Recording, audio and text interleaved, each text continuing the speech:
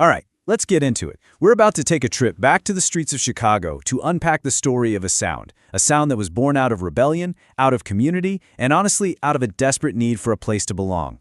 This is the story of how a little local scene created a global beat that is still moving millions of people today. Yep, we're talking about the story of house music.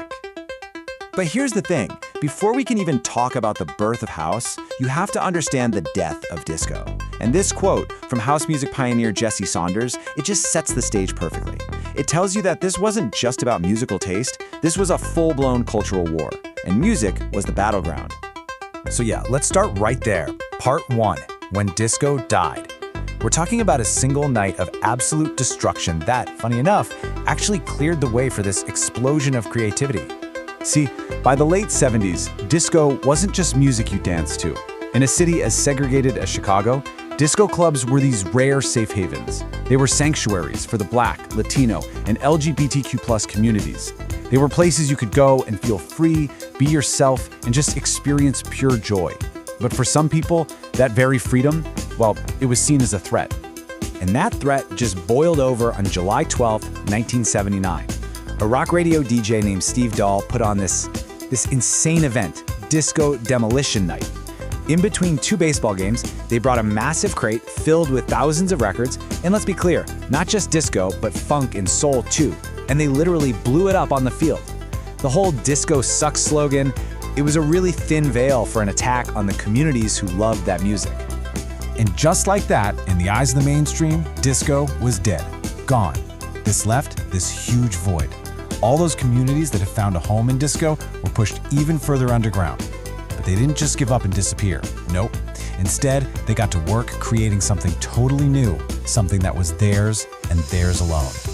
Which brings us right to part 2, A House is a Home. This is where we get to meet the legendary club that was so important, it literally gave the music its name. You know, it's pretty wild how the genre actually got its name. People would go out and hear these incredible tracks, and when they'd ask, hey, where'd you hear that? The answer was always the same, at the warehouse. So record stores started putting up these little signs that said, as heard at the warehouse, which over time just got shortened to house music. It was music defined by what it did, you know? That hypnotic 4-on-the-floor beat was the foundation, this steady pulse you could just lose yourself in and feel totally connected to everyone else in the room. And the warehouse itself, man, it was so much more than a club. It was a members-only spot where people who were pushed to the margins everywhere else could finally be themselves. It was started by Robert Williams specifically as a safe haven, a home. You could say it was the incubator where the actual DNA of house music was first formed. Okay, so let's move on to part 3 and meet the architects of this new sound. Inside that incubator, at the warehouse and other clubs, DJs and producers were basically taking raw materials and building a brand new world of sound.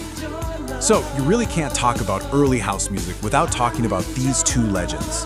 On one side, you have Frankie Knuckles, the godfather, holding court at the warehouse. His style, it was soulful, it was spiritual, it was almost like church. He'd take these old disco tracks and just smooth them out, creating these beautiful, polished soundscapes that were just so uplifting. Then on the other side of town, at the Music Box, you had Ron Hardy, the alchemist. And his sets were the total opposite. Raw, chaotic, and super experimental. He'd pitch records way up, sometimes play them backwards, just pushing the sound to its absolute limit and creating this frantic, almost primal energy. And this quote right here just brilliantly explains the whole mindset. Frankie Knuckles himself said, "It wasn't some big, grand artistic plan. It was about survival." He was using drum machines and editing reel-to-reel tapes to make new versions of songs simply because he needed fresh stuff to keep his dance floor moving. House music was literally born out of pure necessity. Pretty soon, this new sound started to escape the clubs and find its way onto vinyl. A big reason for that was labels like Trax Records. They're the ones who released some of the most iconic anthems of that whole era. I mean, tracks like Marshall Jefferson's Move Your Body weren't just songs, they were declarations. Jefferson's track was even called the House Music Anthem. They were building a whole new culture. Now, just when you think the blueprint is all set, a complete accident changes everything. And that brings us to part 4, the acid revolution. And I love this part of the story because you are not going to believe this.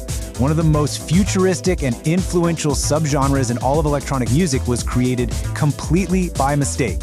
A group of producers got their hands on a new piece of gear and had absolutely no idea how to use it the right way. And this was the machine, the Roland TB-303. It was actually designed to just replace a bass guitarist for people to practice with. But these Chicago producers, they started twisting all the knobs and pushing it way past its limits. And what came out was this wild, squelching, psychedelic sound that they nicknamed acid. So the group Future created this 12-minute experimental jam called Acid Tracks. They gave it to Ron Hardy because he was known for playing just about anything. And the legend goes that he played it 4 times in one night. The first time he dropped it, people were just confused. But by the 4th time, the entire club was going absolutely insane. And just like that, on the dance floor of the Music Box, Acid House was born. Okay, so you've got this incredibly vibrant, innovative scene just brewing in Chicago. But the next chapter of this story, it takes place in Ocean Away. This is part 5, House Goes Global. Let's just trace this journey for a second. After the warehouse closed, the sound spread all over Chicago. Then, in '87, a bunch of British DJs on vacation in Ibiza heard Chicago House for the very first time. They took it back to the UK, and when you combine that sound with the rise of ecstasy, it just exploded into this massive cultural movement that they called the Second Summer of Love. And this is the great irony of the whole story. While house music was still this largely underground, marginalized sound back in America, still connected to the Black, Latino, and gay communities it came from, over in Europe, it was becoming the soundtrack for an entire generation. It was the sound of rebellion and unity for hundreds of thousands of kids. Which brings us to our final section, and right back to where it all began. Part 6, Chicago's enduring beat. So, how does the city remember this world-changing sound that it created? Well, today, Chicago fully embraces its legacy. The original site of the warehouse on South Jefferson Street, it's now a protected city landmark. Frankie Knuckles' priceless personal record collection is meticulously preserved. And every single year, huge festivals draw fans from all over the world to celebrate the music right in its birthplace. It's a real recognition that this music is a vital, crucial part of the city's history. And all of that leaves us with this final thought. The story of house music is really the story of transformation. It proves that sometimes the most revolutionary, most unifying ideas come from the margins. It's a reminder of what can happen when a sound that was created to give a home to a forgotten few ends up building a house big enough for the entire world to dance in.